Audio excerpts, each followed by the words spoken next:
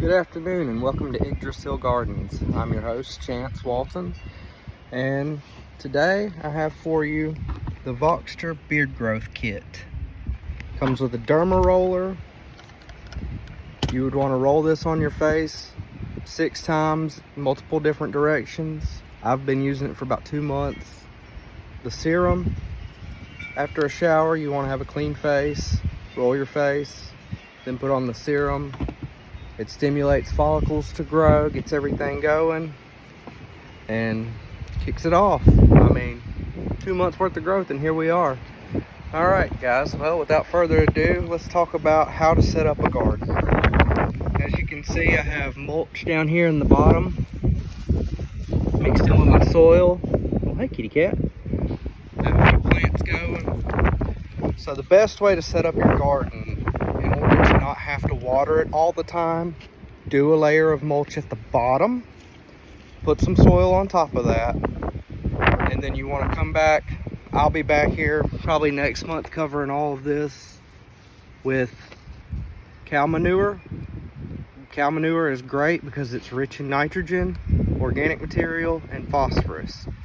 Nitrogen is good for plant color as well as overall growth. Phosphorus is very important for root development. If you don't have phosphorus, your roots are not going to be strong. If your roots aren't strong, your plants, they're not going to do great. Organic material is very good. Another reason for you having the mulch and the wood chips is because you want mycorrhizal fungus to grow in your garden. Mycorrhizal fungus looks like little hairs that reach out across everything. They form on top of the wood and in the soil, and what that does is the mycorrhizal fungus will actually help transport nutrients to and from the plants where it's needed most. So if you have different plants in one garden box, they all have different needs. They have all different nutrients. And having the mycorrhizal fungus, if one plant doesn't need any nutrients, that it's getting enough of what it needs, it will take it from that plant and carry it to the other plants that may need it. So, like we said, mulch at the bottom of your garden, because that mulch is also going to prevent weeds from popping up through your garden, as well as retain moisture. So when you get water, when you have to water it, or if it rains, you'll probably only have to water your garden about once a week instead of every other day or every single day. It's very good for tomatoes, corn, really any plants that you want to grow, because having that mulch at the bottom really retains that moisture, keeps the mycorrhizal fungus, keeps the microorganisms alive, gives them a place to thrive, and also creates space for the roots to spread out on your plants, so you can end up with some pretty big roots, pretty massive, healthy roots, which will then lead to big, tall, healthy plants. So, without further ado, here is some rosemary, planted in that style, and this has been alive for about 2 or 3 years now. It's doing fantastic. Like I said, I use that method. Here in the next month or two, I'll be covering all of this with cow manure, because cow manure is rich in organic material, nitrogen, phosphorus. Organic material is important because it gives the microorganisms a place to live and a place to really kind of kick off and do what they are supposed to do. You want a good microorganism biome within your soil.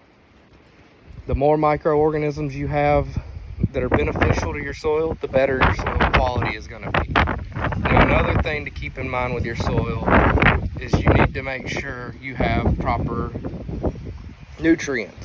So your pH, you need to make sure that your pH is good, because if your pH is bottomed out, your plants are not going to grow at all. If your pH is too high, you might get a plant to take, but it's not going to grow very well, very fast, or it might not even grow at all. It might just wilt and die. So you got to make sure your pH is right. If your pH is too low, you're going to come at it with some lime. First, you need to do a soil test. Soil test will tell you if you need calcitic lime or dolomitic lime.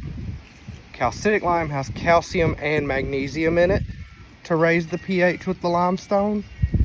But if your magnesium and calcium ratios are already where they should be, then you would use dolomitic lime to raise your pH without adding any extra magnesium.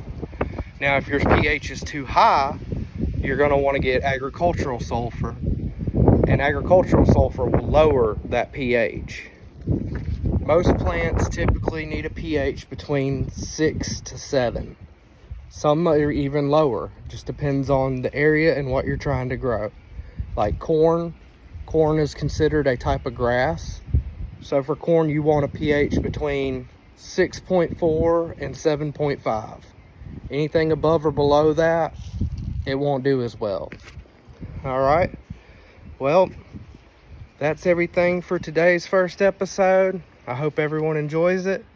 Thank you, and continue watching.